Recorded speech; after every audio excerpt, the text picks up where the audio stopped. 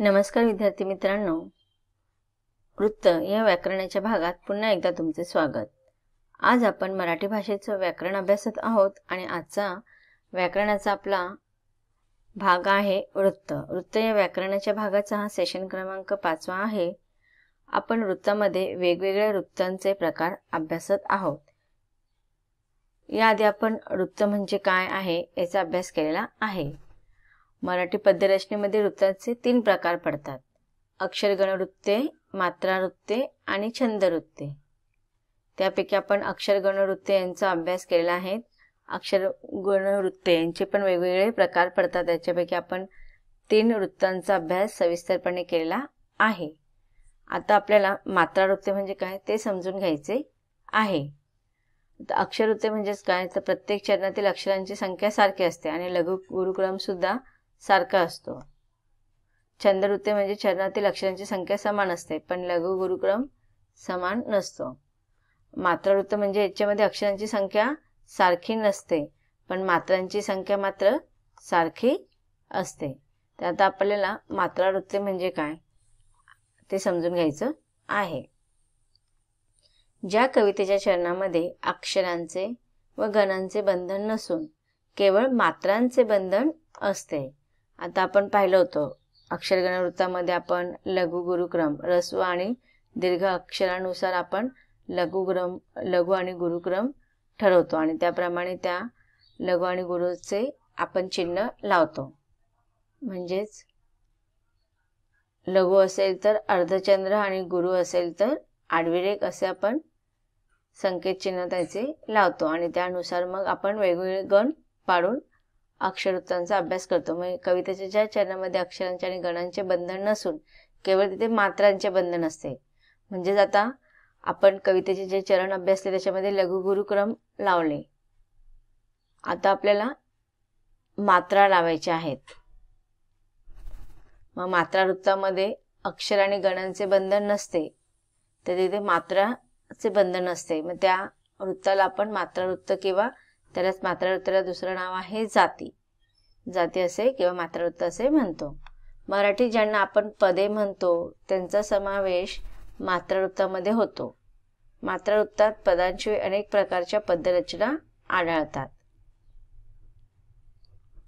सलग वर्णन करताना म्हटले जाणारे कटाव, उपदेशाचा डोस पाजणारे फटके, परमेश्वराला आळविण्यासाठी म्हटल्या जाणाऱ्या भोपाळ्या व आरत्या, तान्ह्या मुलांसाठी रचलेली अंगाई, गीते व पाळणे, शूरवीरांच्या कीर्तीचे गायले जाणारे पोवाडे व समरगीते, तरुणांच्या प्रेमांची चित्रणे करणाऱ्या लावण्या अशांचा समावेश मात्रा वृत्तामध्ये होतो। म्हणजेच काय, भूपाळ्या, आरत्या, अंगाईगीत, पाळणे, पोवाडे, समरगीते, लावण्या हे जे सगळे काही काव्य प्रकार आहेत त्यांचा समावेश मात्रा वृत्तामध्ये होतो। आता अक्षर गुण वृत्ते याचा अभ्यास आपण यापूर्वी केलेला आहे। मात्रा वृत्तांचे पण वेगवेगळे प्रकार पडतात, त्याच्यामध्ये दिंडी, आर्या याच्या व्यतिरिक्त अनेक मात्रा वृत्तांचे प्रकार आहेत, परंतु आपल्याला फक्त 2 प्रकार अभ्यासाचे आहेत, पहिला दिंडी आणि दुसरा आर्या वृत्त। तर आपण पहिले दिंडी वृत्त म्हणजे काय हे समजून घेऊया। दिंडी वृत्त याची लक्षण असतात की पहिल्या चरणामध्ये 9 आणि दुसऱ्या चरणामध्ये 10 मात्रा असतात, म्हणजेच एकूण किती मात्रा असणार आहेत 19। लक्षात ठेवायचे आहेत आपल्याला, दिंडी या वृत्तामध्ये 9 अधिक 10 म्हणजे एकूण 19 मात्रा असतात। तेही 3 2 2 2 किंवा मग 3 3 2 2 असे मात्रा गणांचे गट पडतात। आता आपण बघा 9 आणि 10चे गट पाडले जातात। इथे 3 आणि 3 6 आणि त्यानंतर 3 आणि 3 6 7 8 9 10, इथे 3 4 5 6 7 8 9 म्हणजेच इथे 9 आणि दुसऱ्या गटामध्ये 10, पहिल्या गटामध्ये 9 आणि दुसऱ्या गटामध्ये 10, तर असे एकूण 19 मात्रांचा हा दिंडी वृत्त असतो। इथे तुम्हाला उदाहरण दिलेलं आहे. घोष होता ज्ञानोबा तुकाराम, राऊळाची ही वाट सखाराम. करी भक्ती चित्तात नृत्य लीला, पहा दिंडी चालली पंढरेला. तर इथे तुम्हाला शेवटचे जे चरण आहे, पहा दिंडी चालली पंढरेला, या चरणाचे मात्रा लिहून दाखवलेले आहेत. आपण अभ्यासूया. आता इथे बघा, प हे ऱ्हस्व असल्या कारणाने ते मात्रा पाहायला मिळत नाही, म्हणून आपण तिथे 1 लिहिलेलं आहे. ह मध्ये काना आहे म्हणजे मात्रा आहे, म्हणून तिथे आपण 2 ही संख्या लिहिलेली आहे. दिंडीमध्ये पण मात्रा आहे म्हणून 2 ही संख्या तिथे लिहिलेली आहे. दी आणि डी मध्ये 2-2. मग अशा रीतीने पहिल्या चरणामध्ये जर आपण अभ्यास केला तर 1 आणि 2 3, 3 आणि 2 5,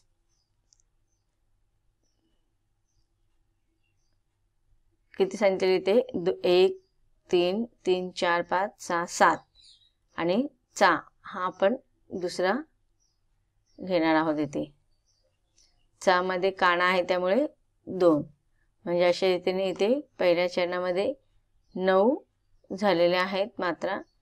ल मध्ये मात्रा नसल्या कारणाने 1 अंक देणार आहोत आपण तिथे. त्याचप्रमाणे ल मध्ये मात्रा असल्या कारणाने 2, प वरती अनुस्वार आहे म्हणून 2, ढ ऱ्हस्व आहे मात्रा नाही याच्यामध्ये म्हणून 1, र ला मात्रा आहे म्हणून 2, ल ला मात्रा आहे म्हणून 2. मग अशा रीतीने 5 6 7 8 9 10 हे दुसरं चरण. यांचे जर आपण मात्रा मोजले तर पहिल्या चरणामध्ये 9 मात्रा येत आहेत आणि दुसऱ्या चरणामध्ये 10 मात्रा येत आहेत. मग अशा रीतीने 9 अधिक 10 19 मात्रा होते. म्हणजे दिंडी या मात्रा वृत्तामध्ये 19 मात्रा असतात. 2 चरण जर आपण घेतले तर 9 आणि 10, पहिल्या चरणामध्ये 9 आणि दुसऱ्या चरणामध्ये 10 मात्रा असतात. असे 19 मात्रा असतात. आधी ते आपण काही उदाहरणं आहेत. फूल तगरीचे सर्व गुणी साधे, याच्यामध्ये जर आपण अभ्यास केला तर आपल्याला 19 मात्रा अभ्यासायला मिळतात. अक्षर संख्या वेगळी असते. आता अक्षर संख्या जरी 12 असेल तरी मात्रा किती आहेत? 19 आहे. दुसरं पद्य आहे किंवा चरण आहे, दृष्टी पडता सहज हे चित्त वेधे. त्याच्यामध्ये जर अक्षर संख्या पाहिली तर 13 येते, पण मात्रा किती आहेत? 19 आहेत. पुढील पद्य आहे, रूप नखऱ्याविन रुचिर कसे पाही. याच्यामध्ये पण जर आपण अक्षरांची संख्या अभ्यासली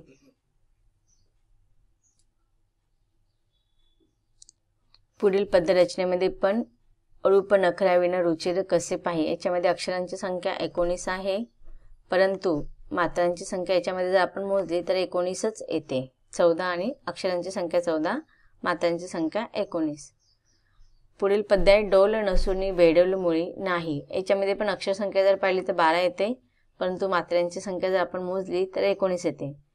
म्हणजेच काय की या पद्यातील प्रत्येक चरणातील अक्षर संख्या वेगवेगळी आहे, मात्र प्रत्येक चरणातील मात्रांची संख्या मात्र 19 आहे. या 19 मात्रांचे 9 आणि 10 असे 2 भाग पडतात. 2 चरण पडतात. पहिल्या चरणाचे मध्ये मात्रा 9 असतात, दुसऱ्या चरणामध्ये 10 असतात. असे एकूण 19 मात्रांचे हे दिंडी मात्रा वृत्त आहे. आता पुढील मात्रा वृत्त आहे आर्या. आर्या मात्रा वृत्ताचा आपण अभ्यास करणार आहोत. आता आपण पुढील मात्रा वृत्त अभ्यासणार आहोत. पुढील मात्रा वृत्त आहे आर्या वृत्त. आर्या हे देखील जुने वृत्त आहे. मोरोपंतांच्या आर्या प्रसिद्ध आहेत. आर्या वृत्तामध्ये एकूण 30 मात्रा असतात. याच्या अगोदर आपण दिंडी वृत्त पाहिले. दिंडी वृत्तामध्ये 19 मात्रा असतात एकूण, तर आर्या वृत्तामध्ये 30 मात्रा असून त्यांचे गट 12 आणि 18 असे पडतात. जसे आपण दिंडीमध्ये पाहिलेले होते 9 आणि 10 असे 19 एकूण वृत्तांची मात्रांची संख्या आहे. त्याचप्रमाणे आर्या वृत्ताची एकूण 30 मात्रा असून 12 आणि पहिल्या चरणामध्ये 12, दुसऱ्या चरणामध्ये 18 असे त्याचे गट पडतात. इथे तुम्हाला उदाहरण दिलेलं आहे, सुश्लोक वामनाचा, अभंगवाणी प्रसिद्ध तुकयाची, ओवी ज्ञानेश्वराची किंवा आर्या मयूरपंताची. तर याच्यामध्ये बघा, ओवीमध्ये 2-2, ज्ञानेश्वरामध्ये पण 2 आणि 2 मात्रा आहेत. सगळीकडे संख्या त्याची मात्रांची संख्या 2 आहे. केव्हामध्ये पण 2 ही संख्या आहे, 2-2. आर्यामध्ये, आर्या या शब्दामध्ये आ मध्ये मात्रा आहे. जिथे आपण मात्रा असणार आहे, कोणतीही मात्रा असू दे, ऱ्हस्व दीर्घ, तिथे आपण 2 म्हणतो. पण जिथे फक्त मात्रा नसताना व्यंजन असेल तर तिथे आपण 1 लिहितो. तर मयूर मध्ये म आणि र याच्यामध्ये मात्रा नाही आहे म्हणून 1-1 लिहिलेलं आहे. बाकीच्या सगळ्या इथे आपण 2-2 लिहिलेलं आहे, कारण की सगळ्या याच्यामध्ये मात्रा आहेत. मग जर असं आपण जर चरणाचा अभ्यास केला तर पहिल्या चरणामध्ये 4, 5, 6, 7, 8, 9, 10, 11, 12. तर इथे पहिल्या चरणामध्ये 12 मात्रा आहेत आणि दुसऱ्या चरणामध्ये एकूण 18 मात्रा आहेत. म्हणजेच 12 अधिक 18 सगळे मिळून 30 मात्रा होतात. 4 चरण असतील तर, आता इथे 2 चरण आहेत, आपण 2 चरणांचा अभ्यास केलेला आहे, पण सांगितलेलं आहे 4 चरण असतील तर पहिल्या आणि तिसऱ्या चरणामध्ये 12 मात्रा असतात आणि दुसऱ्या आणि चौथ्या चरणामध्ये 18 मात्रा असतात. आर्यावृत्तामध्ये आपण अजून उदाहरणाद्वारे समजून घेऊया. पद्य आहे, विद्येनेच मनुष्य आले श्रेष्ठत्व या जगामागे. जेव्हा आपण मात्रा मोजतो तर त्याच्यात 30 मात्रा येतात. त्याचप्रमाणे दुसरं पद्य आहे, न दिसे एकही वस्तू विद्येनेही असाध्य आहे जी. याच्यामध्ये सुद्धा आपण मात्रा 30 येतात.